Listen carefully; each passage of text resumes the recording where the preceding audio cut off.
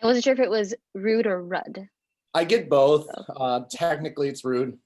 Donata's last name, I can't even pronounce. When I Oh asked my her gosh. to marry me, when I Mhm. proposed to her, we were on a flight to Europe, like her home country, which is Lithuania. And Mhm. I secretly recorded her saying her last name, and I listened to it for 8 straight hours trying to memorize it, and I still Mhm. couldn't get it. Lithuanian is the hardest language I have ever heard in my life. So That's so funny. Cool, cool. So we are now live on YouTube. This is fantastic. I still get super nervous going live on stuff, but this is really fun. Cool, cool. So let's get started. Welcome, everyone out there in YouTube WordPress land. Welcome to the WPAMA. This is a weekly series hosted by WP Buffs, and I'm Allie Nimmons. I'm going to be your host. If you don't know, we round up your questions on a weekly basis, and then we get together here live on the internet to answer them together. The questions are first come, first serve, so keep an eye out on our social media for us to blast the link out for you to submit those questions in the future. We have questions that were submitted online that we're going to answer today. If you're just tuning in and have questions yourself, please go ahead and leave them in the chat. And if we have time, we will get to those. And we do also have a random giveaway at the end of every single episode. So stay tuned until the very end to hear about who is going to win that. This episode will be available to watch here on our YouTube channel if you miss any portion of it, and captions will be included in the next 24 hours. So that's pretty cool. This week, we are answering questions about sales, the basics of sales. And I'm here with Hans Skillrud of Termaggedon. Hi, Hans. hi, thanks for having me. Hi. Absolutely. Before we dive in, tell everyone a little bit about yourself, a little bit about Termaggedon and what you do there. Great. So yeah, my name is Hans. I'm the co-founder and vice president of Termaggedon. We are a auto-updating privacy policy solution. We give web agencies a free set of our policies, privacy policies, terms of service, and more, in the hopes that they like our product enough to want to have the discussion about the importance of privacy law compliance with their clients, because they can then resell or use our affiliate program to help their clients get protected while protecting their own agency as well. Wonderful. That's awesome. And then prior to running Termaggedon, I ran a 12-person web agency in downtown Chicago that I built from the ground floor, from one person, working out of my apartment, to a 12-person team, which I ran for 7 years. Yeah, that was largely impacted my decision to launch Termaggedon, because I was copying and pasting privacy policies, and I started to feel like this doesn't feel too comfortable. And I happened to be dating a privacy attorney at the time who confirmed this is not something you should be doing. So, Yeah. Hence why we started Termaggedon together. That's fantastic. Cool, cool. Alrighty, so let's go ahead and hop into these questions. I have a few of them, and we have the full hour to really dive into them. So I'm really excited. Very first question on our list. When sales is so much about acquisition and numbers and money, how do you keep it human, right? So how do you get rid of that icky used carsman sales feeling when you're trying to get somebody to, buy something from you? How do you keep that as a human, personal, warm, genuine connection? Okay, so there's definitely a lot there with that a question, and then the fact that sales is often perceived as gross. And I'm going to start with sales is perceived as gross, and then I probably am going to have to ask you to repeat the first part of that question, because, well, I have the attention span of a hummingbird, so that's how I operate. But I want to start with like the sales processes. It just feels weird and uncomfortable. So I think it is really important to know that sales is a communication channel. It is not good and it is not bad. It is a means to communicate value to someone else.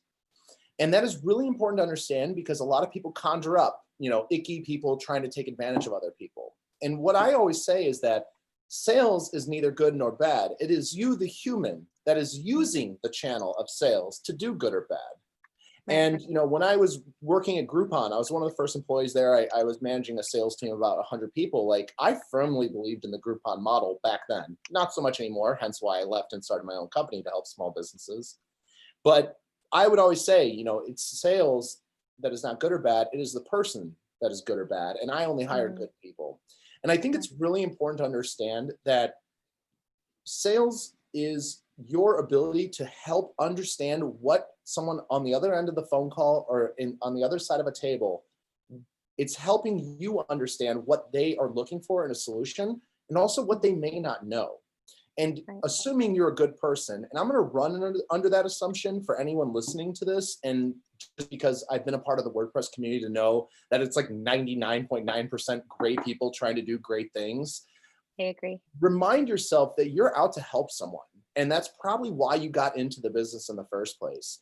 And the fact is, when someone's talking to you and giving them their time of day, they need something. They need help with something. And maybe they don't have it fully fleshed out yet.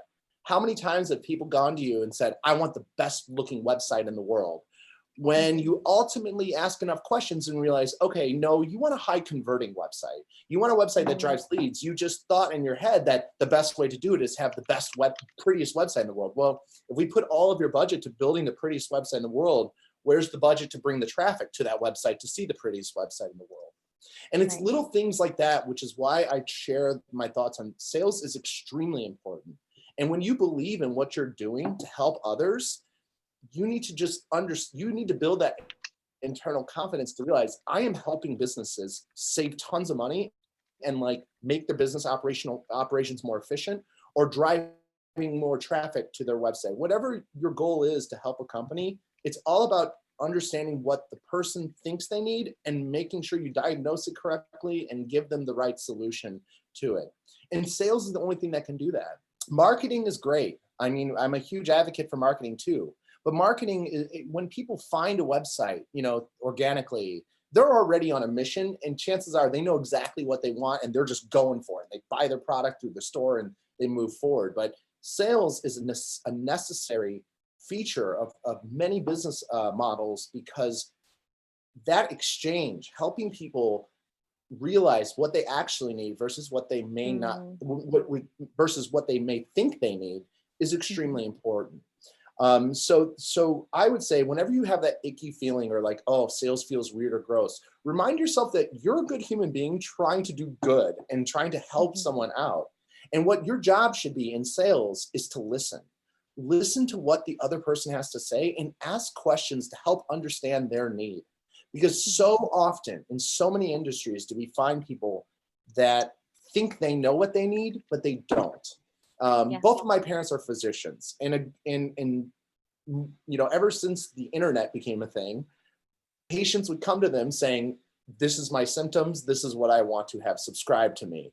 And my parents, both being physicians, are, I went through 12 years of, they don't say this, but internally they're thinking, I've gone through, years and years of experience trying to figure out how to diagnose someone's true symptoms and like provide the right medicine. It's the same concept. I guess technically that is sales in the sense that you're adding value and diagnosing an issue.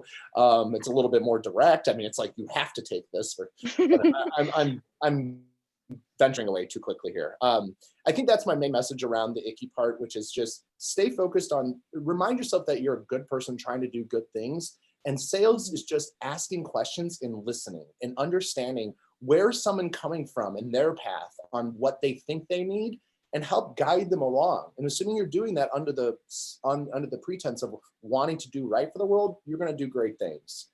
Now, I think going back, I think the original question was something along the lines of how do we balance sales with numbers?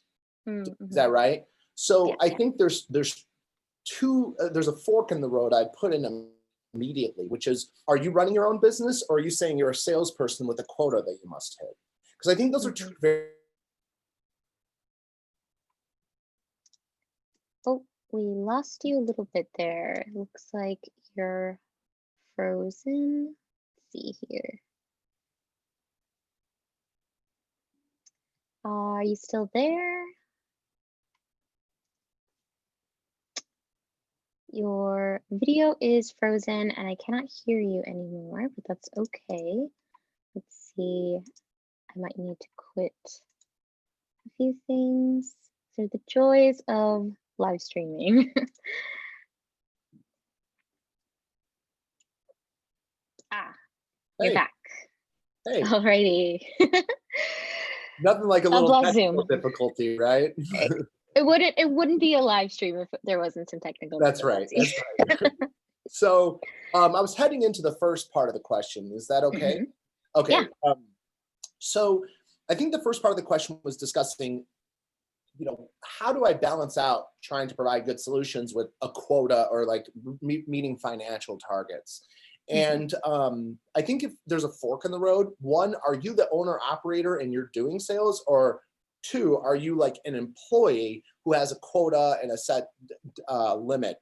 Um, and I'm trying to think how best to answer this. Should we go down the fork in the road or either? I'm going to try to address it from both high level.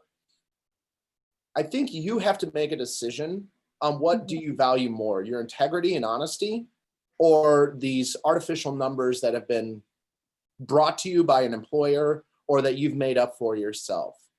And Hmm. what I can tell you is that from my experience, honesty, integrity outweighs trying to reach your quota or anything like Hmm. that. I had experience at a previous company where I was a manager and I was asked to have higher quotas Hmm. and start more or less taking advantage of small business owners. And I quit. I quit because I just disagreed with the model. Hmm. Turns out I was right. The stock price dropped quite a bit over the following couple of years. And I made a decision like whenever I felt like there was so much of a disconnect between financial numbers they're trying to achieve, where I Hmm. felt like I was urging like my staff to take advantage. I don't know a better way to put it, but take advantage of small business owners. I quit. I'm not aligned with the fact that they value financial figures over doing the right thing. And I think Hmm. that's something, even if you're a business owner or you're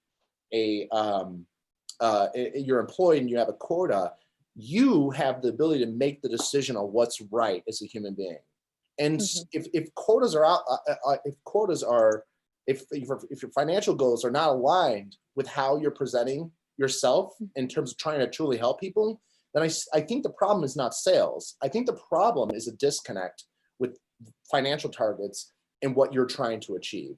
And personally, I would vote that lean on your honesty and integrity before you lean on financial goals. Who cares if you miss Yeah. a quota? Who cares? If you go out of business, well, at least you did it knowing that you did the right things. Yeah. Versus like I took advantage of people and they all fired me eventually because I was not being honest. Yeah. So would you rather have short-term gains or would you rather have long-term happiness? I guess Hmm. is how I No, would. that makes so much sense, and it makes me think back to when I was designing websites for people, and when I was first starting out, and I kind of was like, okay, for me to like keep the lights on, I have to get X number of clients at X amount of dollars. And so luckily I didn't go that route of like fully trying to like take advantage of people, but if somebody needed a service from me that I didn't know how to do, I would just sort of be like, okay, I'll figure that out because I wanted that business. And yeah, I definitely learned quickly that that mentality of just trying to stack clients basically and bring in that revenue at the risk of, well, is this the right fit for me? Like you said earlier, like, can I provide what this person actually needs at the end of the day? And it's I feel like it's so hard, especially when you're first starting a business, to really say no, if it's not a right fit, or if you can't provide what they want, or if you just don't have a good feeling about that person, to refuse business, when you're starting out. It's so scary. And I think that is where, at least in my experience, that's where that feeling comes in of like, well, I have to get this sale, like I have to do what's necessary to get this, otherwise I'm not whatever. So I do really love your medical analogy, because I feel like a lot of people have had doctors that they didn't feel like listened to them, or that were just like, oh, you have this, I'll give you a prescription, and pushes you out the door. And that's not what you want from that interaction. It's not what you want from somebody, like a service provider either, right? You want them to really listen to you. So I really like that medical analogy. I think that that's something that I've never heard before, but that's exactly on the money. Well, cool. I wasn't prepared to even discuss that today. So, But I want to go back to when you learned how to say no, and Mm, how businesses, when getting going, how do you say no when you're staring at the barrel of a monthly bill you owe? yeah. And what I can tell you first and foremost is that I think the weeding out phase of the web design industry is when a agency owner truly learns how to say no. And how do you learn to say no without knowing where your strengths and weaknesses lie? And so there's kind of a chicken or the egg type situation, but I do have at least a thought experiment for those people that are in that phase where they're offering services that they don't know exactly if they can do it or not. Yeah. I would, so first off, figure out what you want to do. Like, that's very important. If you're running a business, you should Mhm. know exactly what you're offering and why you're offering it. Now, that being said, the barrier to entry to starting a web design business is very low. With a couple YouTube videos, you can pretty much have a WordPress website with some themes built in, and you're being blown away with how Photoshop your theme can just easily work. But I remind myself of when I was completely unaware of how to build a website. And I told a client Mhm. over the phone, he's like, hey, I'm not interested. I was offering social media services and web design. Ultimately, I went to just web design. I said no to everything else, made my company a lot more profitable. But at that time, he was like, one of my prospects was like, hey, I don't want your social media services, but can you build me a website? And I remember I was on the phone. I was like, yeah, of course I can. And I was like, literally Google searching, how do you build a website? So I've been there. I assure you that. Mhm. But if you're listening to this podcast, I can already say that you're a much more organized person than I ever was. And take this Mhm. with advice, or take this as a thought experiment. Why not share openly where you're at with your business, and Mhm. share with that prospect, you know, hey, I've never done this before. So I want you to understand there's some risk associated with this. And because there's risk associated with the fact that I don't know exactly how this is going to go, I need you to understand that my quote could end up being higher. My deadline could be longer. But what Mhm. I can tell you, I'm going to work my ass off, and I'm going to be charging you half the hourly rate I normally charge. Mhm. And that's the benefit you're going to get. You're going to get your product done at a lot less of an upfront cost, because you're willing to trust me to go do something that I haven't done before. I feel good about it. This is other things I've done that are kind of along the same vein, but this is new. This is why it's new. This is the risk you face as a business owner. This is the risk I face, and this is how I'm going to make it right, to help you ensure that I get it done on time within budget. And if I fail, this is the consequences of what I want to do if I do it wrong. So Right. so so you've not focused on your own internal issues, which is like keeping up with bills and stuff like that. You focused on explaining to the client your honest situation. This is where I'm at. This is what I've done. This is what I think I can do. This is what happens if I don't do it right. And in by rather than trying to be scared, like, oh, I don't look professional, I don't sound professional, Mm.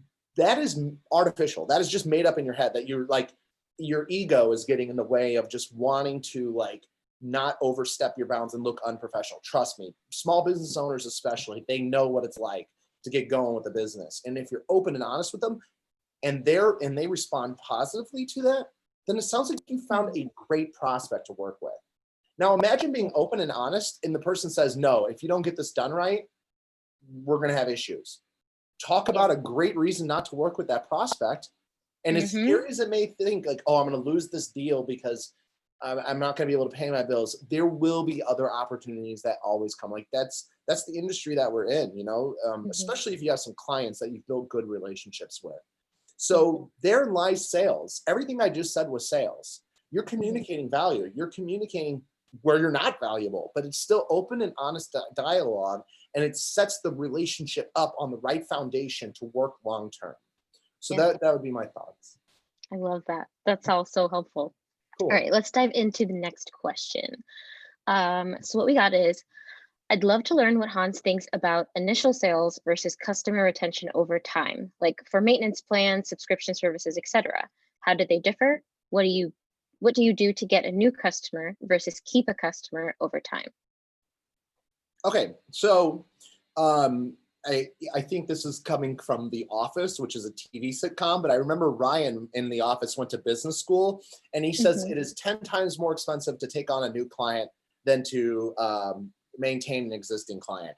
Hmm. Honestly, I think it's pretty true. Because the fact is, if you are doing good work and you are building a good, solid foundational relationship with a company, showing when you made mistakes, showing when you went above and beyond, and building that, you have so much potential in just continuing relationships with businesses. When getting new business, there's a lot more that goes into it because, well, there's that trust factor that hasn't been established yet. How best do you get that trust factor? Honesty and openness. That's all there is to it. And that being said, it is sometimes a challenge when you're a new business. You're like, I don't really know what I do or don't provide. That means you don't provide it. That if you don't know what you provide, then you don't know what you provide. Like, and Right. you gotta disclose that to your prospects, because it is things like that. It is that open honesty that builds foundations, and that's what I believe converts prospects into clients. Now, what converts clients into long-term clients is consistency. It is being on time, within budget, delivering on what you said you were going to do. It's really that simple, in my opinion. And being communicative. Building project, when building a website, I call it project-based business versus recurring-based business. Whenever you're project-based, whenever you say you're going to do something by the time you do it, at the budget you said you were going to do it, that's what you need to do. And you need to hold yourself to it, because that's what you promise someone who you are trying to establish that long-term relationship. And it all starts with who you originally went into business with. Did you set the right foundation with expectations? Did you let them know where your strengths are, where your weaknesses are? Did you deliver on what you initially said you were?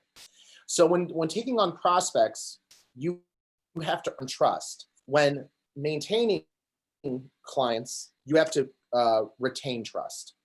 Yeah, that's awesome. I love that. So that kind of just brings to mind the importance of, your sales team or your sales people being super communicative and in sync with whoever it is that's providing that service or providing that product on a daily basis, right? So if you have a sales team and they say, okay, well, this is the scope of the project, these are all the expectations, for it to be crystal clear throughout the project, the designer, developer, support team, whoever's taking that on, for them to know what those expectations were all along, if that makes sense. Yes. I feel like I've heard people talk about as they scale, maybe at a certain point it's you are your sales team and your support team and your designer and your developer, and as you scale, learning how to communicate that, I promised them this on the sales call and they'd never ended up getting that extra feature because that communication broke down. So that just kind of brings to mind the importance of really having that internal communication as well as the external expectations, right?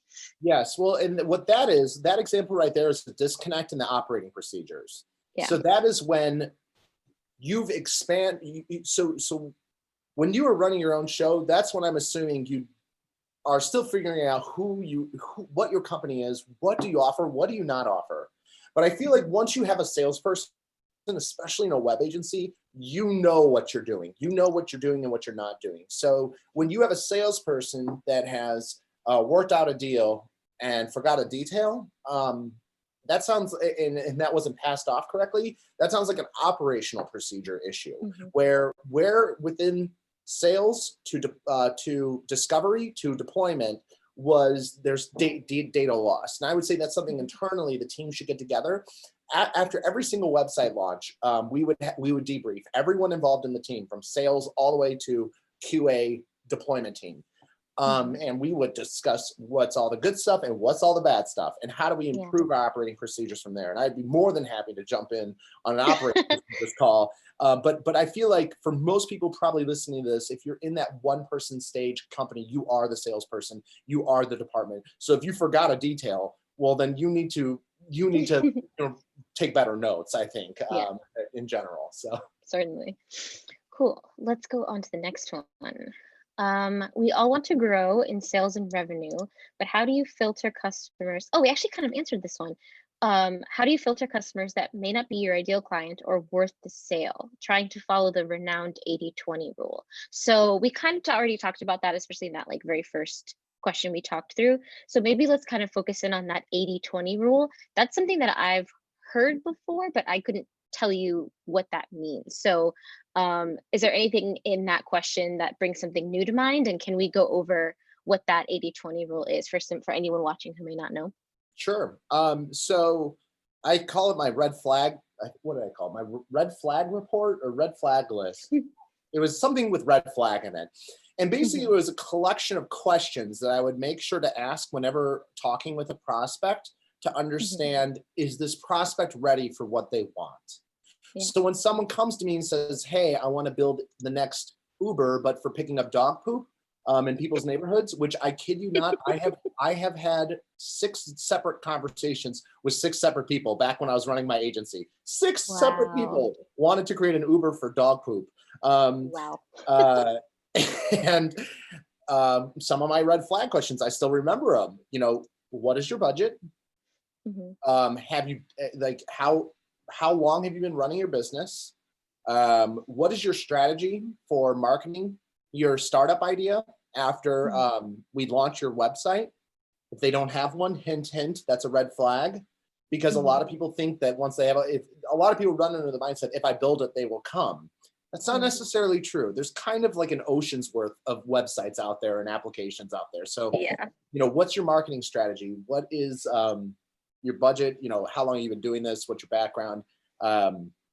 These are all questions that can help you identify how high risk is this client. And for me, I was fortunate enough to get to a point where if there was a single red flag, we just said no, because we had more profitable opportunities in other areas which weren't as risky to us. Now, when you're getting going, you may have to deal with a little more people that may be like, I have been running, like the most important one is I have been running this business for years and years and years. I just need a better website. That is like, that was the best for us, because like usually we'd even like, we would consider other red flags being okay if they are consistent. This is their livelihood. They're truly invested into this new project they want to do with us.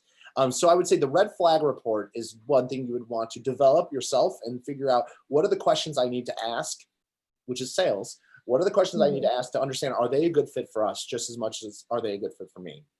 Now, the 80/20 rule, man, there's a lot that goes into that.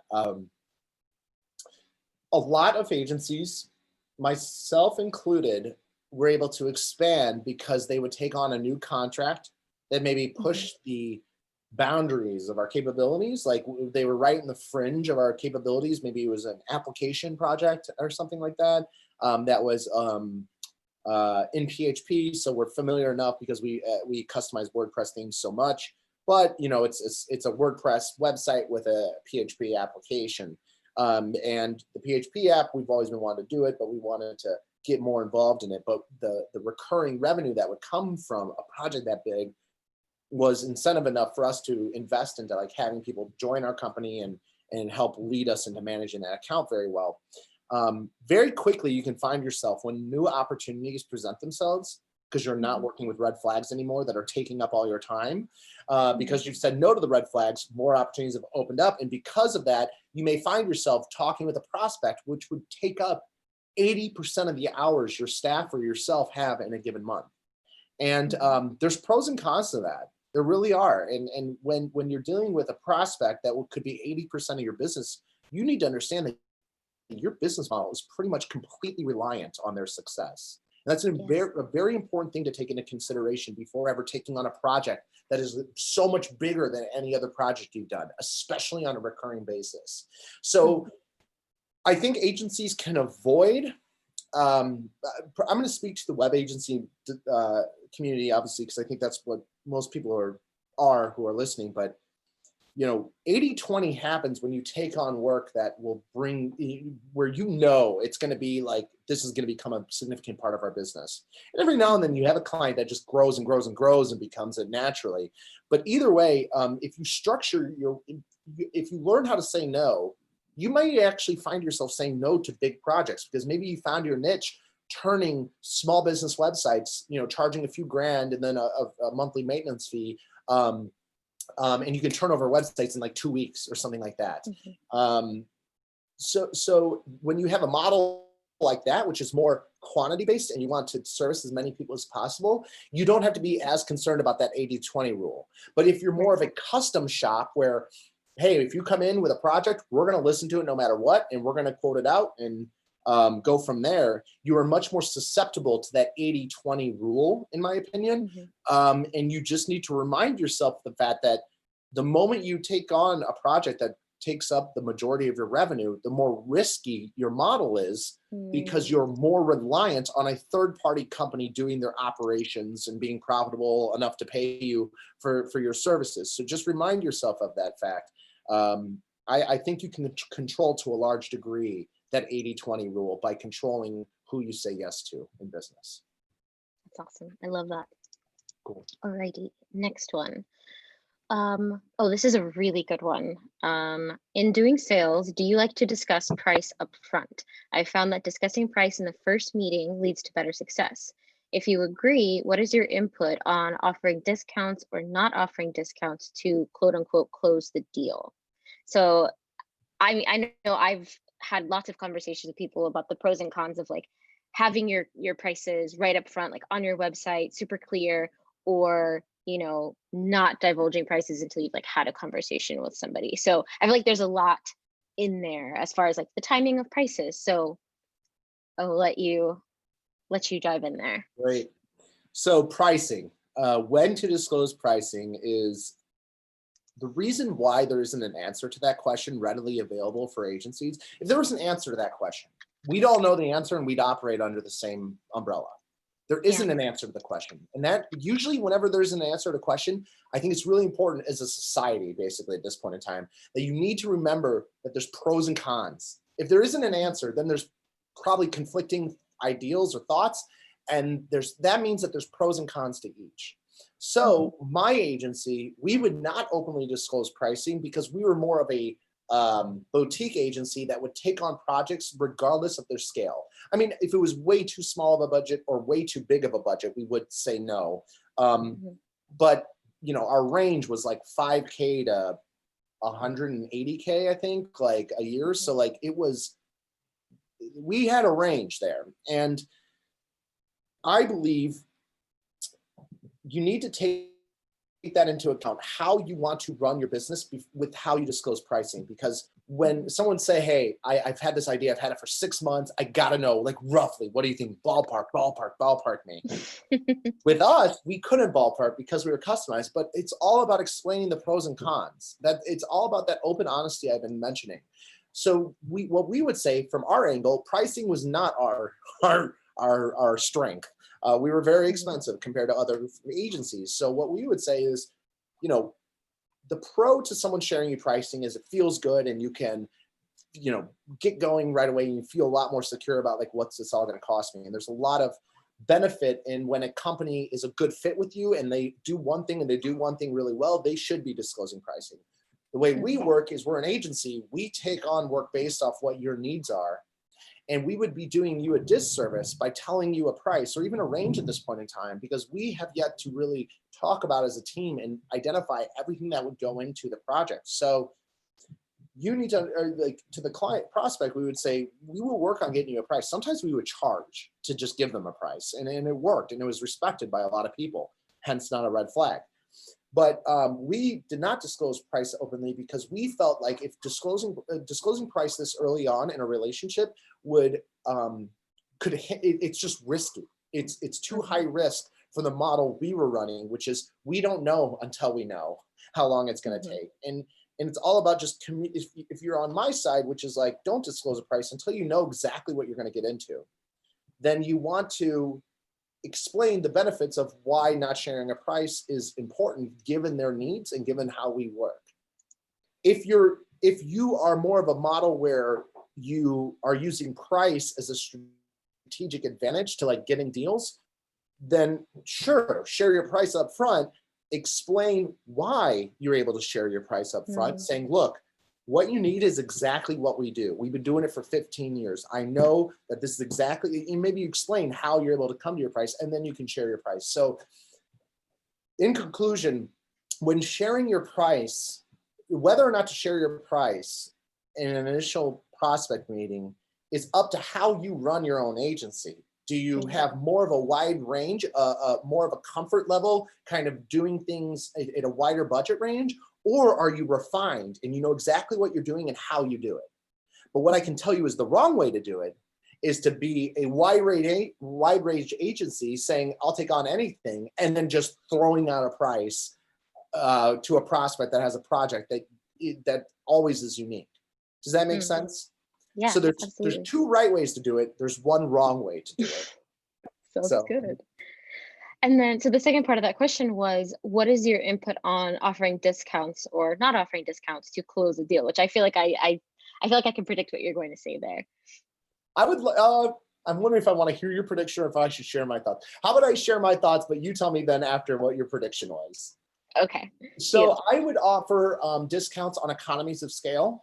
So if we quoted out a project and it was going to take 1,000 hours, we would drive our hourly rate down because that's guaranteed revenue. That's 1,000 hours is half an employee's year of full-time work.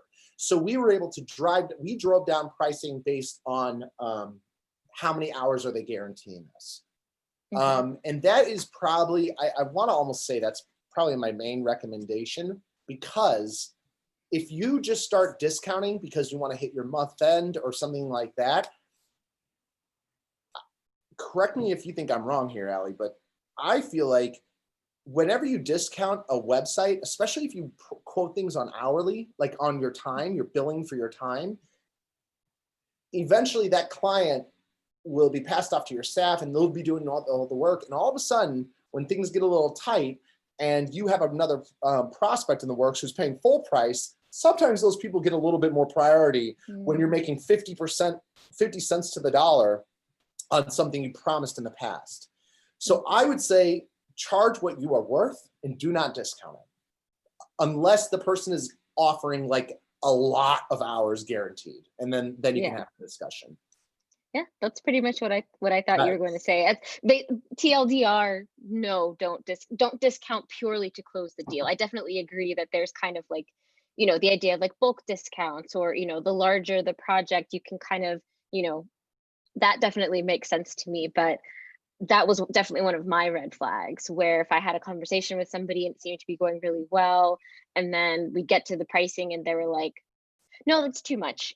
This is, and then they kind of start haggling with you. Like, I never really saw it as this is an opportunity to haggle. It is, this is what I have and this is how much it costs.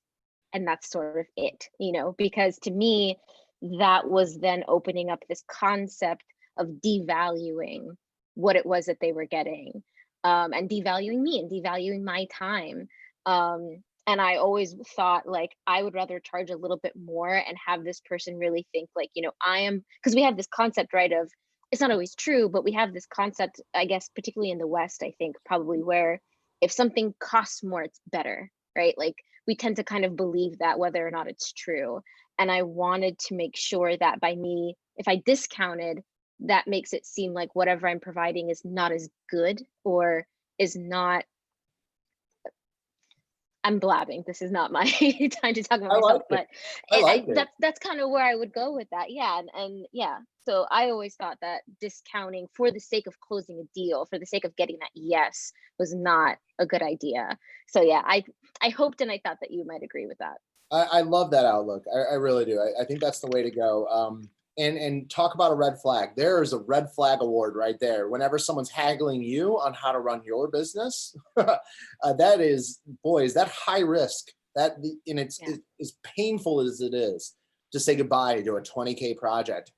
You could be, it may cost you more to take on that project than to actually do that project. So, because I always saw it as, if you're starting this business or you have this business, you gather the revenue that you need to do what you have to do. And if you can't afford the website right now, instead of trying to find a cheaper one, that should tell you, all right, I need to wait a little bit and I need to gather more of that revenue to get to where I need to be. And I did have one or two clients who said, I can't afford that right now.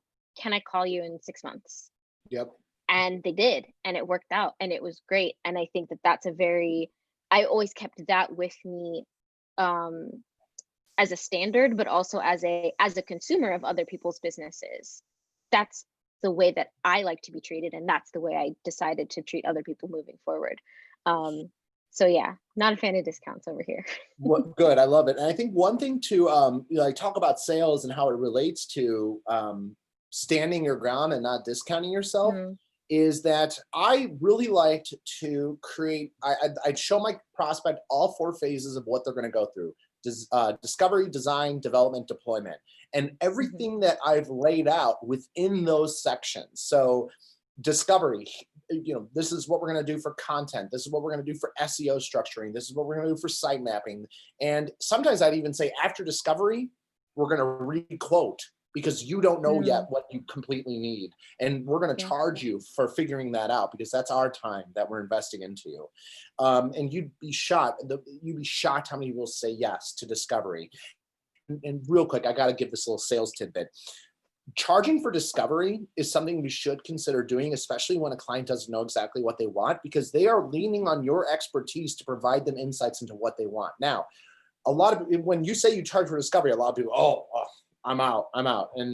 And that's a red flag. I guarantee it, because they don't understand the value of what you're doing. In fact, what we found out, the discovery phases is sometimes bigger than the actual project itself, because we have to flush out everything the client doesn't know. Great example: e-commerce websites. How many people here have done an e-commerce website thinking they quoted it correctly, but forgot the fact that, well, WooCommerce has 13 default emails that are sent.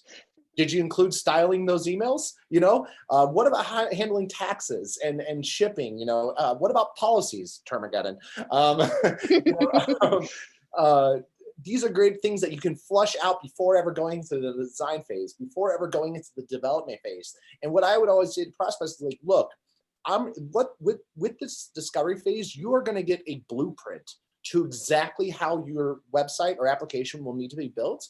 So what we always say is, you are welcome to take after we're done with the discovery phase, you will have what is it called? A quote request. I forget.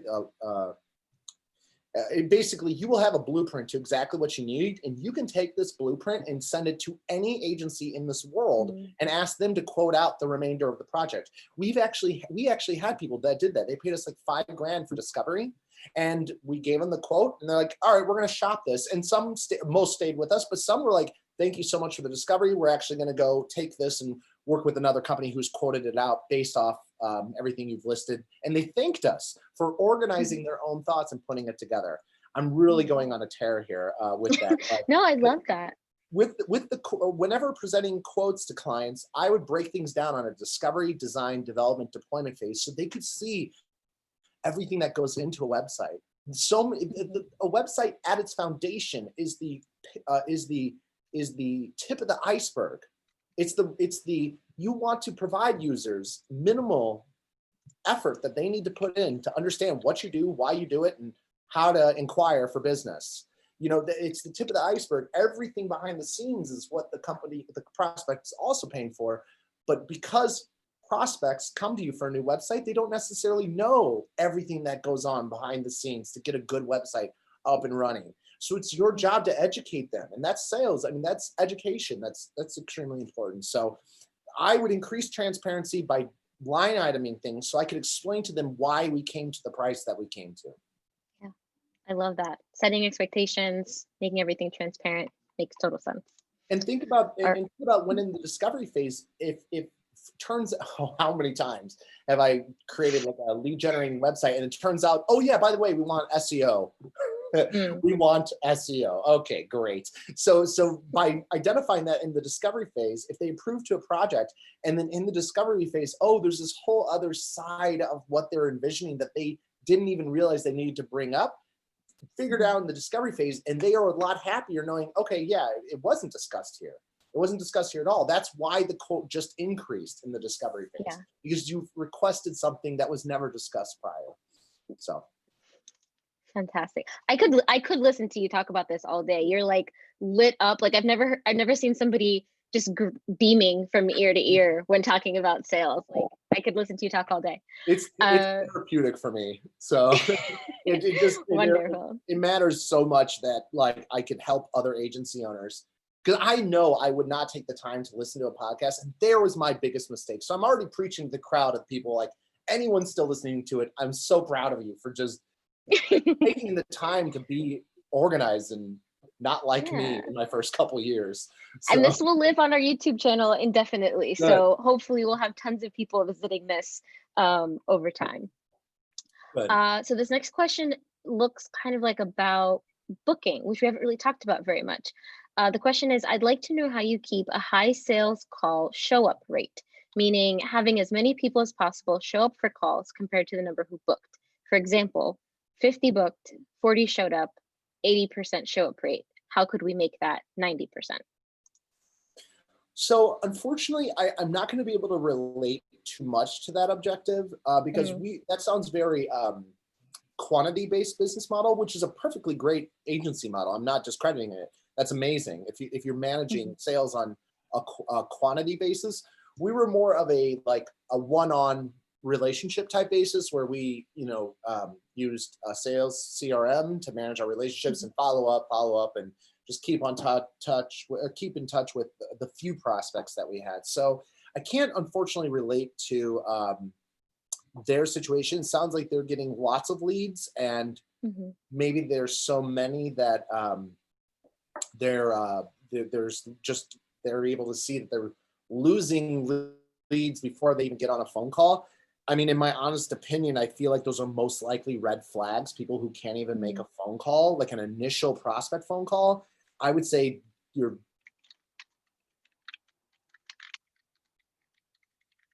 Oh, looks like we lost you again. You're frozen, no audio, just like before. So whatever you did the first time this happened, maybe we should just do that again and get you back. Joys of live streaming, everybody. Give us 1 second, please. Doo, doo, doo. While we're waiting for Hans to get back hey. on. Oh, there you are. Awesome. Thank you, Zoom. I feel like before every Zoom call, like I feel the need to like make an offering to the Zoom gods to be like, please don't drop my call. Yeah, there I hear you. In fact, I'm gonna think about that every single time now before I join a Zoom call. So, Oh no. so So yeah, so you were closing talking in about it being very quantitative. Yeah. sounds like if you're more of a quantity and you have it sounds like this person has like a proven lead generation model, Mhm. and some people are missing calls. I can't, you're welcome to reach out to me and I'd be happy to chat with you, whoever this person is. But I'm guessing, high level, I'm guessing if someone's not willing to take an initial call with you, they are already a red flag. And that just might be, unfortunately, a turnover rate that you're going to just have to accept in your business model, because you may not want to reach out and follow up with people who can't take the time to give you the respect to just have a meeting with you. I agree. I totally agree with that. That was always such a red flag for me, is if I booked a call with somebody and they just didn't show up, or at least didn't reach out to say, hey, I'm going to be late, or hey, can we reschedule? If it's just a complete no show, I'm sort of like, all right, well, that's off to a really not great start. So yeah, I definitely agree with you there. Cool. All right. So last question. This whole AMA has been the basics of sales. Can you give us the basics of beekeeping? Oh man, that's awesome. That's awesome. So, well, you have to have a brood box to start. A brood box is where the Okay. queen bee and all her minions chill and make babies and make honey. And a brood box can be bought at like a farm and well, we call it farm and fleet. I'm sure everywhere around the nation has different words for it, but you can get a brood box, and you can actually buy you can buy bees at these farm supply stores. And I'll actually ask you a question. So I'm trying to think, do I want to share quantity or price? I'll share price. So we paid $140 for a nucleus. That's right. And that includes a queen bee with a small, what they consider a small amount of bees. We paid $140 for a package of bees. How many bees do you think came in that box? It's the size of a shoebox. If you can imagine a shoebox, they were Oh, delivered in a a lot. shoebox. What would you guess how many bees would sit in there for $140? A lot. If it's like the size of a shoebox, I would think a lot, like 1,000. 10,000. 10,000. Oh my 10,000. gosh. Yeah, it blew That's a my lot of mind. bees. So the scariest part about beekeeping is the day you have to insert your brood box or the nucleus into your brood box. And it's, I mean, you put on your bee gear and you basically just open up the side of this shoebox and you just dump them in there. And I mean, if I was a bee and I just got dumped into something, I'd be upset. So bees go flying and everything. And then you got to put the box on, or the top on, and then you let them chill, make some sugar water, put it outside for them to have, you know, to strengthen before they can start going out and getting flowers, you know, nectar from flowers, pollen from flowers. And yeah, shockingly from there on out, it's like, you know, every week or two, just check in on them, make sure they're doing okay. We actually have them from insight from our window from our house. So we check on them every day from a distance to make sure they're not swarming, meaning that they reproduce so much that the box got too small for them. But basically, once you're established, you put them in the box, you give them some sugar water. It's just making sure they're not trying to like leave as a cloud. And there's Well, what would you do if they were trying to leave? You just go out there and start grabbing bees. I don't know. I don't want to think about what that would look like. In fact, it probably would be a quick YouTube search and like complete panic outside. Oh no. But I would imagine a butterfly net or something to try to keep them in there. But as they grow, you add additional boxes on top, and then ultimately you add what's called a honey super, which is like 4 shoe boxes, roughly the size of 4 shoe boxes that you put on top. So it's like this big. One honey super, which basically it separate. There's like a device that separates the queen from going into the honey super. One honey super can produce 75 pounds of honey about every 3 to 4 weeks. Holy Yeah, cow. I had no idea. So it is shockingly a really easy hobby. It is crazy easy. I'd say 2 hours a month go into it outside of winterizing, which takes 30 minutes extra. So it's pretty cool. That is so cool. Yeah, I decided to have a little thing at the end of all of these episodes where I just throw in a random question about, do some internet stalking and throw in a random question about somebody's passion. So last week I asked Christy, I asked her what Taylor Swift song you should listen to while you're shopping for your e-commerce hosting. And the answer will surprise you. So yeah, well, thanks for telling us about bees. That's really cool. I love bees. So when I saw that you were interested in beekeeping, I was like, oh my gosh, like I definitely want to hear about that. That's awesome. But yeah, we have chickens too. oh, that's so cool. I guess not, that's a stupid question. I was gonna ask, do the chickens not like eat the bees? Because bees are bugs, but that would not be good for the chickens. Yeah, I've never seen them. They're kind of they don't hang out. They're never really by each other, so I can't really. They don't hang out. Yeah, they're not cool. They're not cool with each other. But yeah, no, chickens are really fun too. You know, a little bit more hands-on because you got to let them out every day. But it is, Donata makes fun of me because I'm in love with my chickens. Like I feed them, like I cut up leftover vegetables really, really small, and then I sing to them. I can't believe I'm sharing this publicly. I sing to them every morning after lunch. So like in about 15 minutes, I'll be doing this, and they come flying to me, literally flying. I mean, they're fat, so they like get 3 feet off the ground, but it is the funnest. It's my favorite part of the day. These 3 chickens just waddle, and then they just get so excited when I call them, they start flying to me. So that's my favorite You part. have got to like live stream that to Twitter. Cool. I got you. That's something I would pay money for, to watch you sing to chickens and have them flock toward you. That is the cutest thing I've ever heard in my life. I can't believe I shared that publicly. And it's on the internet forever. Forever. Well, we're coming up on the end of our time, so I think we're going to have to cap off the questions here. Thank you, Hans, so much. This has been so much fun. Where can people find you or get in touch with you if they have more questions about sales, about Termaggedon, about bees? Where can people find you? So Deep Space Hans, I usually hang out in the Twitter sphere, Deep Space Hans. And then you're welcome to go to Termaggedon.com. If you're still listening to this, you know, we give web agencies a free set of our policies in the hopes you like our product enough to want to resell it to your clients and help limit the liability of your agency. while helping your clients get protected from privacy-related fines or lawsuits. Termaggedon.com, TermaGeddon.com. Wonderful. Awesome. Okay, so it's time to pick our random giveaway winner. Yes. Did you have something else you wanted to add? No, I just want to make sure you're going to mention that. Awesome, cool. Yes, it's time to pick our random giveaway winner. So only people who have signed up via email can win this. So if you want to be entered to win next week, go to wpbuffs.com/WP-AMA-series and you might win in a future episode. So this week, our winner is Alex. So I will be emailing Alex. I doubt that they are here because we only have 2 people watching at the moment. But Alex, I will send you an email and get you your code to go grab a free piece of swag from the WP Buff store.